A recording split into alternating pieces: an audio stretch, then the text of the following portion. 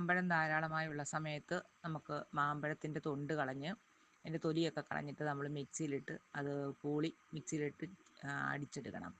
ആ അടിച്ച ചാറ് നമ്മൾ മാമ്പഴത്തിൻ്റെ ചാറ് നല്ല പാട്ട ഷീറ്റേലോ നമ്മൾക്ക് തകിടിൻ്റെ നല്ല ഷീറ്റൊക്കെ ഇല്ലേ, അത്തരം ഷീറ്റിലോ അല്ലെങ്കിൽ വലിയ പാത്രത്തിൻ്റെ അടപ്പ് പാത്രം ഉണ്ടല്ലോ അതിലൊക്കെ നമുക്ക് നിരത്തി വെച്ച് ഒഴിച്ചിട്ട് നിരത്തി വെക്കണം. ചെറിയ തോതിൽ തീരെ കനം കുറച്ച് നിരത്തി വെക്കണം. അങ്ങനെ അങ്ങോട്ട് നിരത്തി വെച്ചിട്ട് ഒരു വെയിലിന് തന്നെ ഉണങ്ങണം. ആ ഉണങ്ങിയതിന് ശേഷം വീണ്ടും പിറ്റേ ദിവസം അതുപോലെ തന്നെ നമ്മൾ മാമ്പഴം അടിച്ചെടുക്കണം. അടിച്ചെടുത്തിട്ട് അതും അതിൻ്റെ പൊക്കത്തിലേക്ക് ഇങ്ങനെ നിരത്തി വെക്കണം.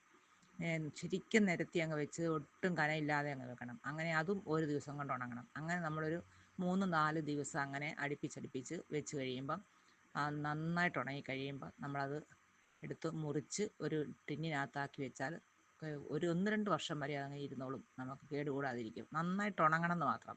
പിന്നെ നമുക്ക് ടേസ്റ്റിന് വേണമെങ്കിൽ ശാല ഏലക്കായും ജീരകവും കൂടെ വെറുതെ പൊടിച്ചിടാം. അതിൻ്റെ പൊക്കത്തിലേക്ക് നമ്മൾ ഈ തിരുമി അങ്ങനെ വെക്കുകയില്ലേ, നിരത്തി വെക്കുന്ന കൂട്ടത്തിലോട്ട് ഇട്ടാൽ മതി. അപ്പോൾ നല്ല ടേസ്റ്റ് ഉണ്ട്. നമുക്ക് കുറേ നാളുകൾ ഇരുന്നോളും. ഉണക്ക് ശരിക്കാണെന്നേ ഉള്ളൂ. അപ്പോൾ നമ്മൾ വൈകുന്നേരമൊക്കെ വെറുതെ ചുമ്മാ ഇരിക്കുമ്പോഴൊക്കെ ഒന്ന് എടുത്ത് കടിച്ച് തിന്നാൻ നല്ലതാണ്.